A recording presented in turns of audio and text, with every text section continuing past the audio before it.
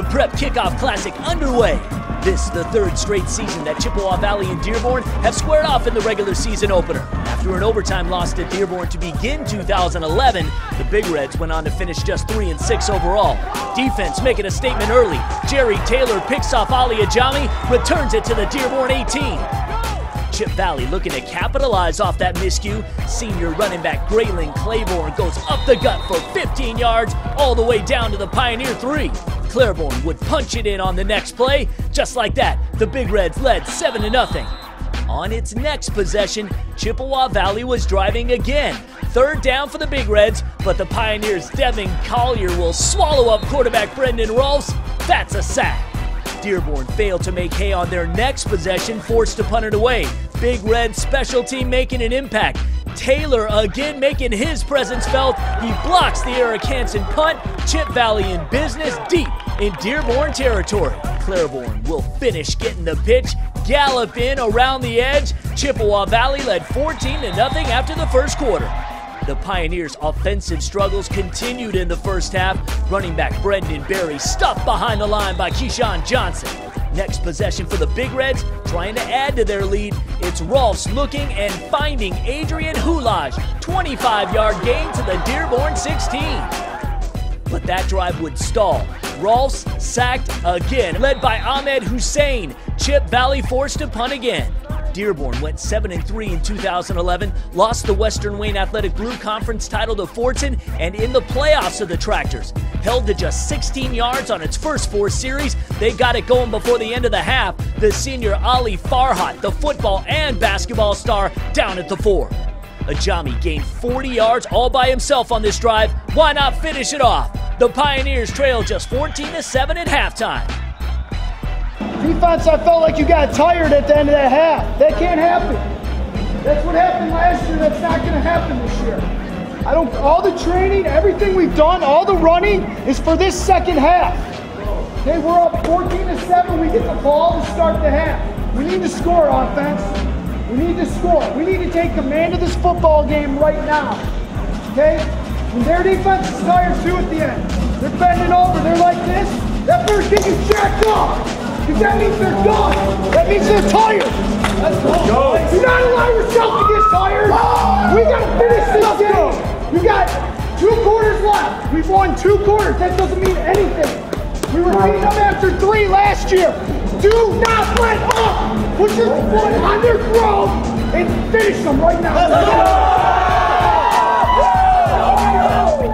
Coach Merchant sounding the bell. After all, Chippewa Valley had a double-digit lead in last year's game before letting it slip away in the second half. But Dearborn started to get it going. Berry with the first down run to midfield.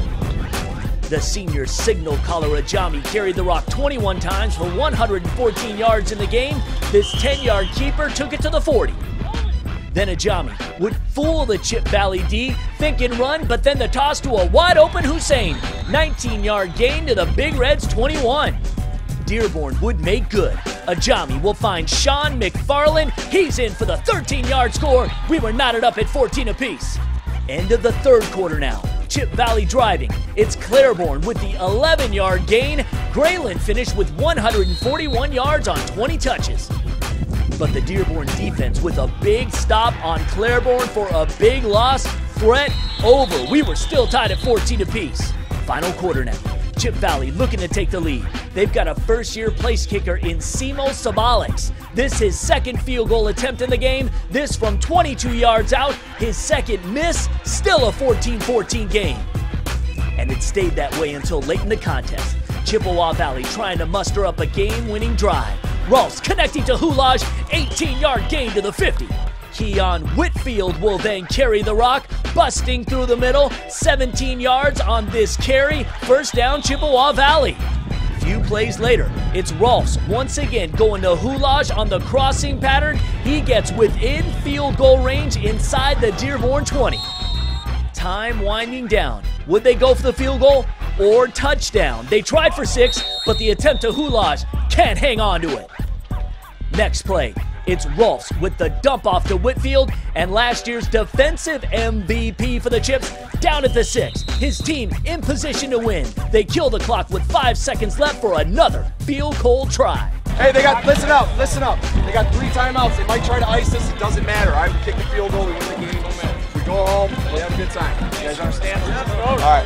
Hey, I want to be happy on the bus ride. I don't want to be sad. Hey, let's go. Here we go. Let's go right here. The third time, the charm for Symbolics. He nails the 23-yard field goal. That would be your game winner.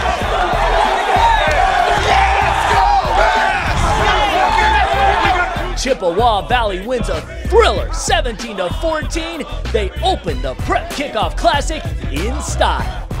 One fight will always be. Fight for the red and white. Got a feel for Chippewa. It felt really good, and I just had to clear my head and focus on the next kick. I learned from my first 2 mistakes that the field goal posts are a little bit closer together, so I knew that for the next one I had to angle my body differently than for the first 2. And when I felt my foot hit the ball, I knew that it was going to go in. I felt like the ball went off perfectly off my foot. We knew this was a huge game for us. We have a really, really difficult first 3 games. And, you know, last year I felt like we had a pretty solid football team, and we lost 3 heartbreaking games in a row, and we lost, you know, by 13 points in 3 games. So just from a confidence standpoint, to kind of validate all their hard work and everything they've done since the end of the last season, I'm just so happy for them because, you know, those kids worked hard last year and they competed every game, and you know, you lose to 3 good teams in the 4th quarter.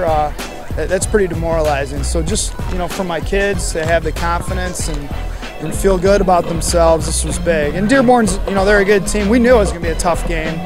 You know, Coach Smithsett and I, you know, we've become friends, and we knew it was going to come down to the end of the game. So I'm not surprised by this at all.